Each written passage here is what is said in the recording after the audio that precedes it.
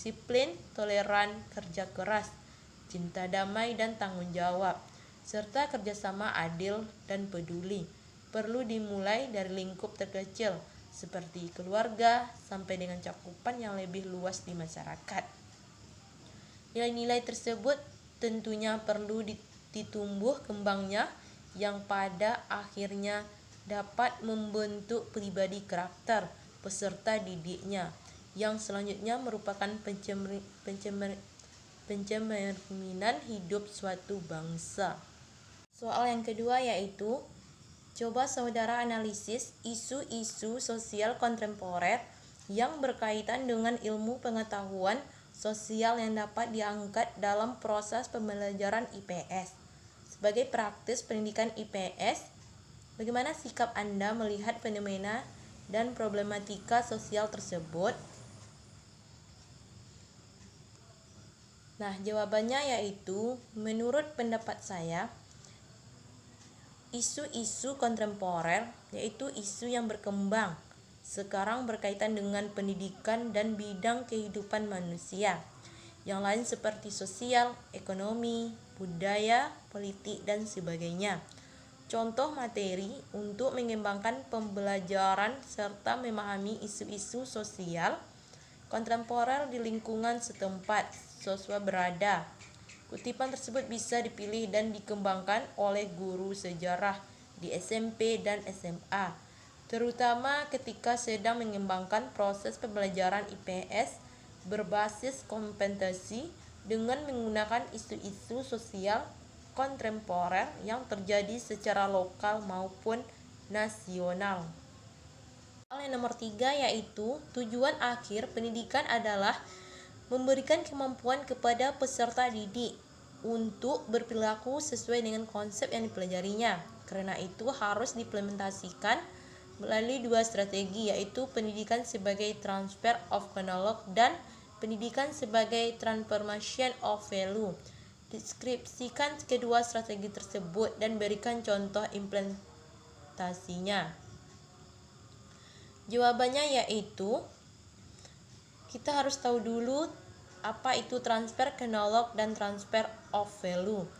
Nah, transfer knowledge yaitu mentransfer ilmu pengetahuan dan pemahaman, sedangkan transfer of value adalah mentransfer nilai-nilai moral dan kebaikan. Setiap pengajar seharusnya mempunyai dua tujuan ini, karena di dalam pelajaran sehingga diklat tidak saja mencetak orang-orang yang pandai, tetapi juga mencetak orang-orang yang bermoral. Soal nomor 4 yaitu, mengapa ilmu-ilmu sosial cenderung dikelompokkan sebagai soft science jika dibandingkan dengan ilmu alam? Berikan penjelasan Anda dengan memberikan satu contoh konkret dan supaya mengeliminasi dampak buruk dari pengelompokan tersebut terhadap kajian IPS.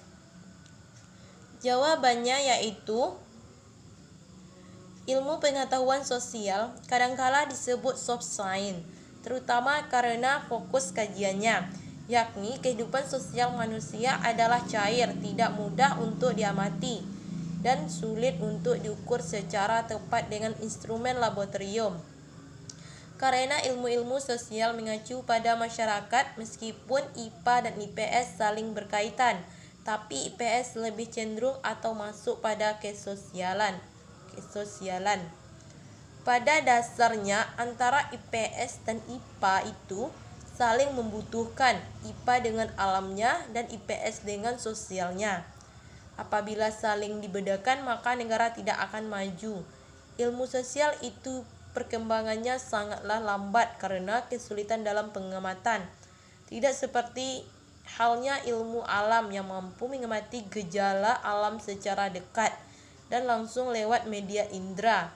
Ilmu sosial sangat sulit menggunakan pengamatan langsung, bahwa benar ahli ilmu sosial mengamati gejalanya lewat meraba, mencium, atau mengecap gejala yang sudah terjadi di masa lalu.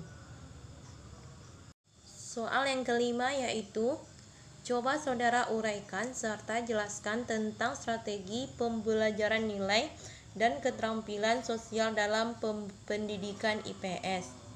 Jawabannya yaitu secara umum nilai merupakan tentang baik buruk tentang tata laku yang telah mendalam dalam kehidupan masyarakat.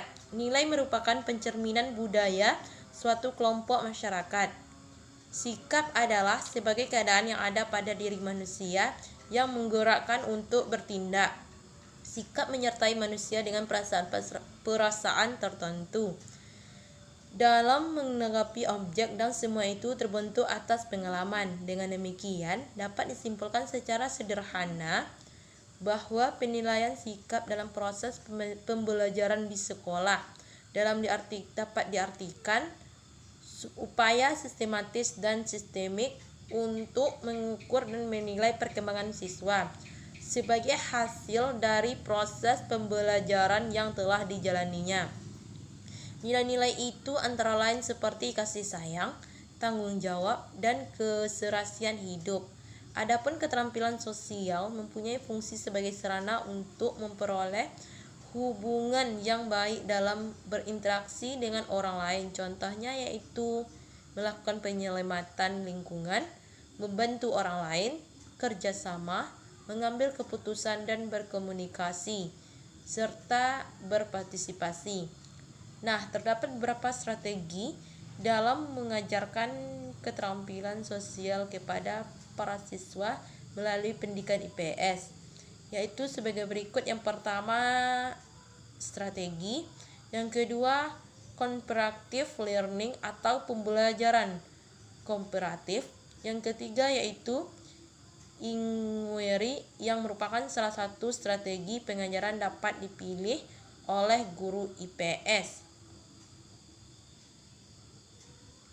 Yang keenam yaitu jelaskan serta uraikan latar belakang lahir dan berkembangnya IPS di Indonesia dan bandingkan dengan pendidikan IPS di luar negeri. Jawabannya yaitu sejarah perkembangan IPS di Indonesia ini diawali dengan perkembangan IPS di negara Amerika Serikat. Perkembangan konsep dasar IPS di Indonesia ini sangat sulit karena ada beberapa alasan. Yang pertama yaitu karena belum adanya lembaga profesional di bidang pendidikan IPS, seperti halnya di Amerika yaitu NCSS. Sulit dalam banyak menemukan kendala, lebih bergantung pada pemikiran individual bersifat individualistis atau kelompok. Lembaga yang dimiliki Indonesia saat ini yaitu HISPISI atau Himpunan Sarjana Pendidikan IPS Indonesia. Istilah IPS pertama kali muncul dalam seminar nasional tentang Civic Edition tahun 1972 di Tawangmangu, Solo. Menurut laporan, seminar tersebut menghasilkan 3 istilah yang muncul dan digunakan secara bertukar pakai, yaitu yang pertama pengetahuan sosial, yang kedua studi sosial. Ilmunya hanya dijadikan dalam kondisi tertentu karena yang harus dikembangkan itu ilmunya. Yang ketiga yaitu ilmu pengetahuan sosial. Ketiga istilah ini diartikan sebagai suatu studi masalah-masalah sosial dan dikembangkan melalui pendekatan interdisipliner dan bertujuan agar masalah-masalah sosial itu dapat dipahami oleh siswa. Dalam seminar tersebut, konsep dasar IPS belum masuk dalam kurikulum sekolah, tetapi baru dalam wacana akademis yang muncul dalam seminar tersebut. Pada tahun 1972 sampai 1973, konsep IPS untuk pertama kalinya masuk ke dalam dunia persekolahan, yakni dalam kurikulum proyek perintis sekolah pembangunan. Hal ini terjadi karena pemikiran dalam seminar seperti Ahmad Sanusi, Numan Sumatri berperan sebagai anggota pengembangan kurikulum. Dalam kurikulum tersebut digunakan istilah pendidikan kewarganegaraan yang dalamnya terdapat sejarah Indonesia, ilmu bumi Indonesia yang diartikan sebagai pengetahuan kewarganegaraan. Terima kasih.